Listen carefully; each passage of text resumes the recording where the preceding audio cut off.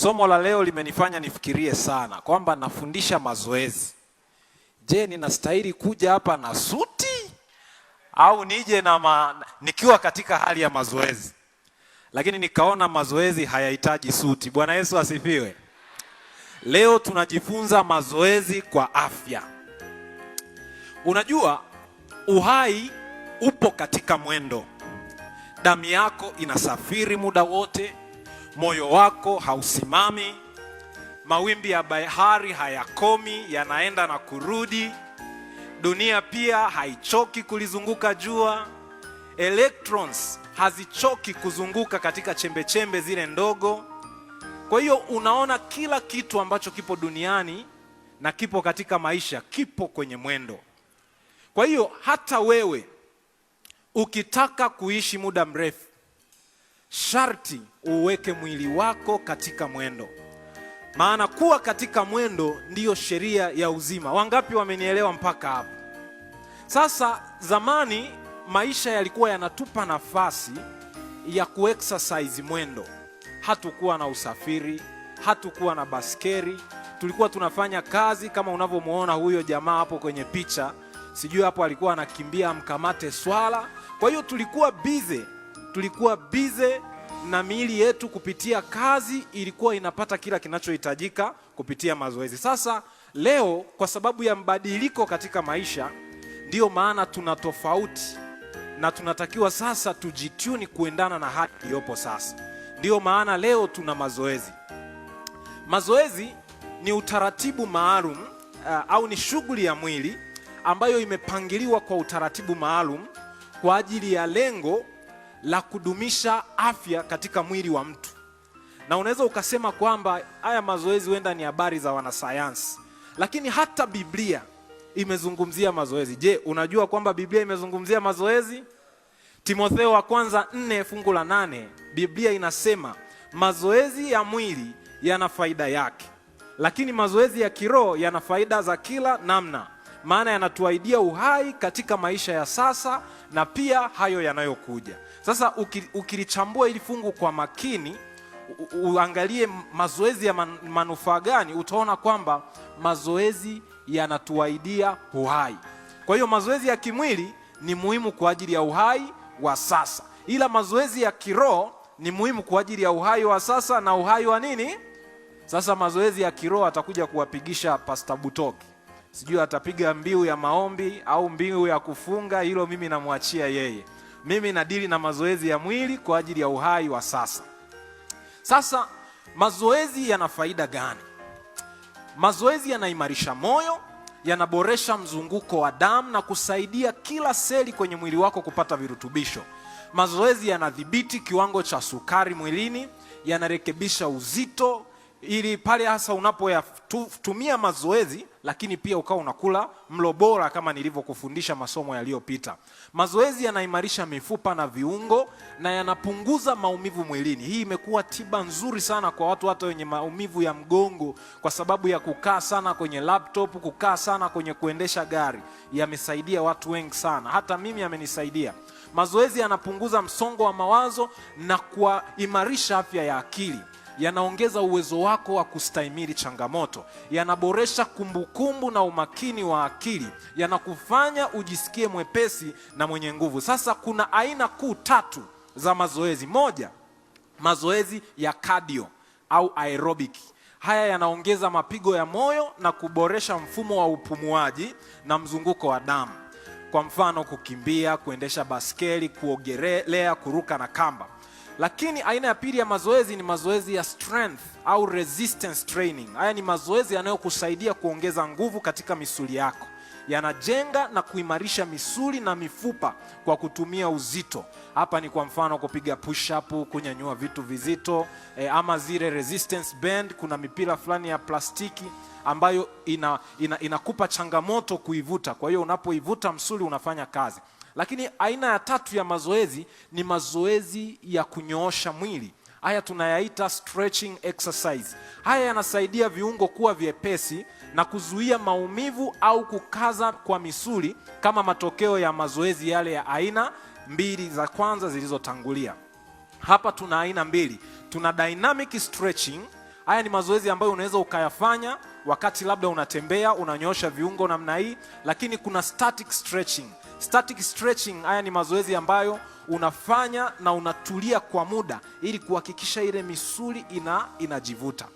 Sasa mwili unahitaji aina zote hizi tatu za mazoezi, lakini aina gani itachukua sehemu kubwa kwako inategemea na malengo yako ya mazoezi, na malengo yanatofautiana kutoka kwa mtu na mtu mwingine.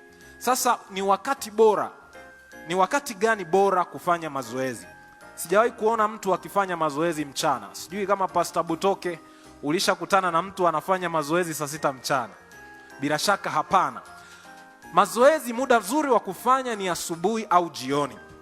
Sasa hii pia, asubuhi sio nzuri kwa kila mtu na jioni sio nzuri kwa kila mtu. Asubuhi kiwango cha sukari kwenye damu huwa kinakuwa chini kwa sababu umelala masaa 8 na mwili haujala. Kwa hiyo kiwango cha sukari kinakuwa chini. Lakini pia asubuhi misuli huwa kwa sababu umelala umetulia, misuli nayo inakuwa kama imesinyaa. Kwa hiyo inahitaji muda ili kuzoea ile hali ya shughuli. Sasa huu wakati ni mzuri kwa wale wanaotaka kurekebisha uzito wa mwili na kuboresha afya kwa ujumla tu, lakini zaidi yana faida katika kupunguza uzito wa mwili, kwa sababu sukari inapokuwa chini na ukafanya mazoezi ya asubuhi kabla ya kula chochote, unaulazimisha mwili wako kutumia akiba ya mafuta iliyohifadhi. Sasa wakati mwingine mzuri wa mazoezi ni upi? Jioni. Jioni misuli huwa tayari imezoea na kunyumbulika, na ni wakati mzuri kwa wanamichezo, wale athletes. Ndio maana unakuta mazoezi, mechi za mpira zinachezwa jioni, kwa sababu ni wakati mzuri, mwili tayari umeisha zoea, umenyumbulika, lakini pia huwa umeisha kula chakula. Kwa hiyo kama umekula chakula, huwa kuna kiwango fulani cha sukari kwenye damu. Kwa hiyo mazoezi ya jioni yanakufanya ukachome au ukatumie ile sukari ambayo iko kwenye damu, kwa sababu mwili nao una akili. Hauwezi ukaenda kutumia mafuta wakati kwenye damu kuna glucose, na inapokuwepo hitaji la haraka, source ya energy ambayo mwili unaweza ukatumia kwa urahisi ni glucose. Kwa hiyo ukifanya mazoezi jioni ili upunguze uzito, itakuwa changamoto kwako, kwa sababu utasikia njaa na itakulazimisha kula tena, kwa sababu utakuwa umetumia tu sukari ya chakula chako ulichokula mchana au asubuhi. Lakini asubuhi, kwa sababu umefast masaa 8, mwili utalazimika kuchoma ile ziada ya mafuta. Sasa nawezaje kuanza kufanya mazoezi? Jipe sababu kwamba kwa nini unataka kufanya mazoezi: kupunguza uzito, kuwa na mwonekano mzuri, au kuimarisha afya kwa ujumla. Lakini cha pili, zungumzia mazoezi, ongelea faida za mazoezi, umuhimu wake. Utajikuta umeanza kuyapenda hata kama si rahisi kuyafanya. Kingine, yape muda kwenye ratiba yako, yape nafasi, chagua kabisa eneo. Mimi mazoezi nitakuwa nafanyia hapa, kama ambavyo kanisani hausali popote. Kuna watu wamechagua, mimi nasali hapa cha Ugingi, wengine wanasema mimi nasali Mji Mwema. Lazima uchague sehemu ambayo utakuwa unafanyia mazoezi. Cha tatu, mshirikishe Mungu, au shirikisha wanafamilia au marafiki walio karibu na wewe. Wenda ukapata timu ya kufanya nayo mazoezi pamoja, na mimi hili huwa linanisaidia sana. Jambo la mwisho, anza kidogo. Mwili haunufaiki kwa kufanya jambo kubwa kwa wakati mfupi, lakini mwili unafaidika kwa kufanya mambo madogo madogo kwa nidhamu endelevu. Sasa ni wape ushuhuda binafsi. Mimi nilianza kufanya mazoezi miaka 12 iliyopita. Tangu nianze kufanya mazoezi nilikuwa na lengo moja tu: kudumisha uzito katika hali ya kawaida, lakini pia kuwa na afya bora. Tangu nianze mazoezi mpaka leo ni zaidi ya miaka 10, na nimeweza kudhibiti uzito wangu kati ya kilo 69 hadi 72. Sijawahi kuvuka hapo. Lakini pia ninatumia sukari kidogo na mafuta kidogo katika sehemu kubwa ya milo yangu. Siwezi kukaa zaidi ya wiki 2 bila kufanya mazoezi. Nitapata tabu sana. Hata mke wangu atanisikia nikiwa nalalamika hapo ndani, kwa sababu misuli yangu itanidai.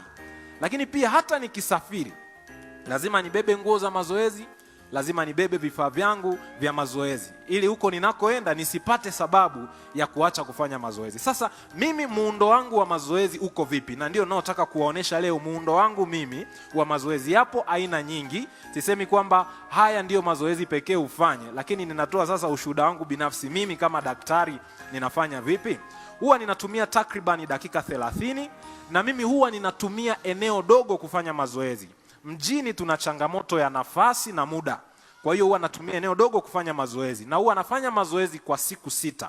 Siku 4 mazoezi yangu yanakuwa ya kukimbia zaidi na kufanya viungo kwa ujumla, kuongeza kasi ya moyo na upumuaji, na siku 2 kidogo kufanya mazoezi ya strengthening, ya resistance training. Sasa muundo wangu wa mazoezi yakoje? Kwanza huwa naanza dakika 5 za kwanza kupasha misuli, na hivi ndipo mimi huwa napasha misuli yangu. Pasha misuli yangu namna hii. Huwa nina hivi vidude kama unavyoviona hapa. Nitafanya hivi, nitazunguka hapa. Unajua kadri unavyopiga kona unatumia energy nyingi zaidi. Nitaendelea baadaye nitaanza kustretch viungo. Hii ni dynamic stretching, haina shida. Misuli ikiwa haijachemka, hii unaweza ukafanya. Hii unaweza ukafanya. Na nyingine naweza nikafanya hii. Hapa ninajiandaa. Hapa ninajiandaa. Na ni sehemu ndogo tu pale nje ya mlango wa nyumba yangu. Nafanya hivi. Nikishamaliza, sasa ninaanza kukimbia. Napita juu ya hizi cone, ninahesabu. Nikienda, nikirudi, hiyo ni 1. Sasa nitafanya hivi mara 5. Nikimaliza nabadilisha. Nakuja hapa, hizi nazo nitafanya mara 5. Haya, nikimaliza hii ya 5, haya nitakuja hapa. Hizi nazo tutahakikisha ninafanya mara ngapi? Mara 5. Nikimaliza hapo, ninakuja namna hii. Nitafanya pia mara 5. Nikimaliza nitarudi tena kukata kona kama gari. Unajua ukikata kona unatumia nishati nyingi zaidi. Nitafanya kwa rudia. Nikisha toka jasho, sasa huwa nina dakika 5 za kupoza mwili. Mwili na upoza vipi? Huwa nina kifaa changu hiki. Haya. Hapa. Haya, nitapitiliza. Tarudi tena hapa. Tarudi hapa. Tarudi. Baadaye nitabadilisha. Takuja hapa. Tafanya mazoezi yangu. Nikimaliza, basi nitaanza kunyoosha viungo namna hii kawaida, kumalizia kusawazisha mwili. Nitanyoosha mikono. Mara nyingi huwa nakuwa na zile dumbbells. Anakuwa na uzito. Kama hauna, unaweza ukajaza chupa ya maji, ukajaza mchanga, ukafunga, baadaye ikakusaidia kupata ule uzito wa kukupa kazi hapa kwenye mikono. Tafanya hivi kwa ajili ya kuimarisha misuli ya mabega. Hapa ni misuli hii. Nikimaliza nitarekebisha pia hii misuli ya nyuma. Nikifanya hayo yote, basi ninafika katika nafasi ya kunyoosha viungo. Kunyoosha viungo unaweza ukanyoosha ukiwa umesimama au ukiwa umekaa ama kwa kulala. Sasa hapa nita straight kwa kusimama. Kwa hiyo kwa sababu miguu ndio imefanya kazi sana, naanza stretching kwa kunyoosha misuli hii lakini na mgongo. Kwa hiyo nitashika hapa chini na nitatulia mpaka nisikie naumia. Tahesabu 1 mpaka 20. Nikimaliza hapo, nitanyoosha mguu. Hili pia linasaidia balance, kusimama kwa mguu mmoja. Nitatoa, nitanyoosha nyuma, nitanyoosha pembeni, nitanyoosha mbele, nitashusha, nitafanya na upande mwingine. Nikimaliza, nitanyoosha mikono. Hapa natengeneza ukinzani hapa. Nitanyoosha na huu. Nikimaliza, nitanyoosha vidole. Nitanyoosha vidole, nitanyoosha na vidole tena. Nikimaliza nitarukaruka kidogo hivi, nitajistretch, nitasawazisha tena mwili kidogo. Nikimaliza nitajinyoosha tena upande huu. Nitageuka hivi, tarudi upande huu, nitajinyoosha hivi. Nikimaliza nitanyoosha shingo kwa sababu natumia simu na ninatumia laptop. Kuna changamoto ya maumivu ya shingo kwa watu wengi siku hizi. Kwa hiyo nitanyoosha shingo. Ninapofanya hivi ninatengeneza ukinzani. Nitanyoosha na hivi. Baadaye nitasawazisha kushoto, nitasawazisha kulia, nitalaza, nitasawazisha mabega yangu. Nitamshukuru Mungu wangu. Na dakika zangu 30 za mazoezi nitakuwa nimemaliza. Sasa, je, mazoezi yanawezekana au hayawezekani? Mazoezi lazima uwe na hela nyingi. Budget tu ya hivi vidude hapa unavyoviona hata laki haifiki. Sasa hebu kagua simu yako ni ya shingapi? Hivi hata laki havifiki. Alafu laki nimevipendelea sana. Gharama yake ni ndogo sana. Ni ndogo sana. Labda nikijumlisha na nguo na viatu ndo naweza nikafikisha laki kupata hivi vitu vyote ambavyo nimefanyia mazoezi. Sasa ashumu unaishi namna hii na unafanya hivi kila siku. Utapunguza uwezekano wa kupata kisukari, utapunguza uwezekano wa kupata magonjwa ya moyo, utakuwa na uzito mzuri, utakuwa na uwezo mzuri wa kustahimili. Hata COVID ikija, unajua unapofanya mazoezi pia unatanua uwezo wa mapafu. Kwa hali ya kawaida, huwa tunapokuwa tumekaa tunatumia sehemu ndogo sana ya mapafu yetu. Lakini unapofanya mazoezi una expand ule uwezo wa mapafu yako kufanya nini? Kukusanya hewa. Na ndio maana hata COVID iliwaathiri watu wengi ambao wamekaa tu, hawapendi kujishughulisha, na nilihudumia baadhi ya watu wa namna hiyo. Lakini wale ambao walikuwa physically active, corona haikuwapa shida kwa sababu iliposhambulia mapafu yao yalikuwa bado yana nafasi kubwa na uwezo mzuri wa kustahimili kufanya shughuli yake pamoja na changamoto ya infection.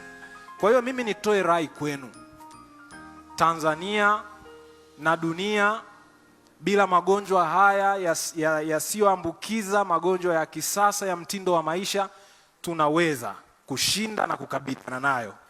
Lakini inaanza na wewe na inaanza na mambo madogo. Sikia nikwambie, kula na diet ni jambo rahisi sana, ni kupeleka tu hivi, si ndio? Hata wanaofanya diet huwa wanakula, si ndio? Kula is enjoyable. Lakini shida inayowafanya watu wengi wabaki kwenye changamoto ni mazoezi.